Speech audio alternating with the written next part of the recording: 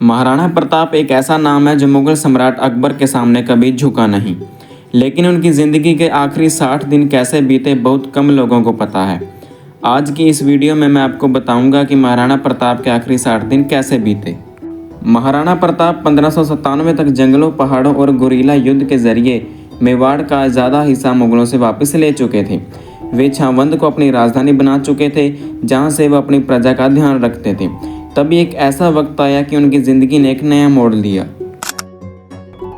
मुगलों से लड़ाई में जीत के बाद भी वे चैन से नहीं बैठे। उनके आखिरी 2 महीने में वो दिन रात काम करते रहे। उन्होंने कई नए कानून बनाए, जिसमें खेतों का पुनर्वास, सेना का सुधार और प्रजा के लिए नए कानून शामिल थे। प्रताप का सपना था कि मेवाड़ कभी दोबारा मुगलों की गुलामी में ना जाए। वो हर गांव में जाते और लोगों की परेशानियों को सुनते और उनका हल निकालते। इतिहास में लिखा है कि एक दिन महाराणा प्रताप शिकार पर गए। शिकार के दौरान उनका पैर घोड़े से गिरते वक्त जख्मी हो गया। ये चोट छोटी थी, पर उस वक्त दवा और उपचार की कमी थी। ये चोट अंदर ही अंदर बढ़ती गई और प्रताप की तबीयत बिगड़ने लगी। परंतु फिर भी प्रताप ने अपना काम करना और लोगों की परेशानियों को सुलझाना नहीं छोड़ा। चोट बढ़ती गई, दर्द इतना ज़्यादा बढ़ गया था कि प्रताप ठीक से चल भी नहीं पा रहे थे। फिर भी वो अपने सिंहासन पर बैठकर राज का कामकाज देखते। उन्होंने अपने मंत्री और पुत्र अमर सिंह को बुलाया और कहा, मेवाड़ की आज़ादी तुम्हारे तलवार से हमेशा बरकरार रहनी चाहिए। मुगलों के सामने कभी मत झुकना।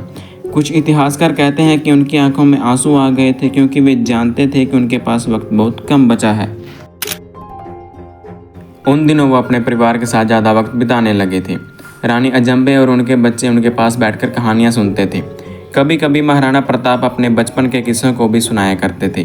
प्रताप चाहते थे कि उनके जाने के बाद परिवार और प्रजा दोनों सुरक्षित रहें।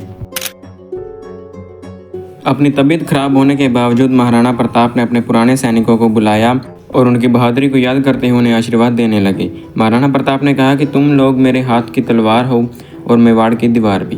तुम्हारे हौसले से यह राज्य सुरक्षित रहेगा। जब अकबर को पता चला कि प्रताप की तबीयत बहुत ज़्यादा खराब है, तो उन्होंने एक संदेश लिखा कि प्रताप, तुम मेरी राजनीति के विरोधी हो, पर तुम्हारी बहादुरी को मैं अकबर शत शत नमन करता हूँ। 29 जनवरी 1597 को छावंद में सुबह का समय था। महाराणा प्रताप ने अपने परिवार, सेनापति और कुछ विश्वास पात्र लोगों को बुलाया। महाराणा प्रताप ने अपनी तलवार अमर को सौंपी और कहा कि मेवाड़ की मिट्टी कभी मुगलों के पैरों तले नहीं आनी चाहिए। इतना कहकर हम सबके चहेते महाराणा प्रताप इस दुनिया को अलविदा कह गए। महाराणा प्रताप के आखिरी 60 दिन एक योद्धा के साथ साथ एक राजधर्म का पाठ भी पढ़ा गए।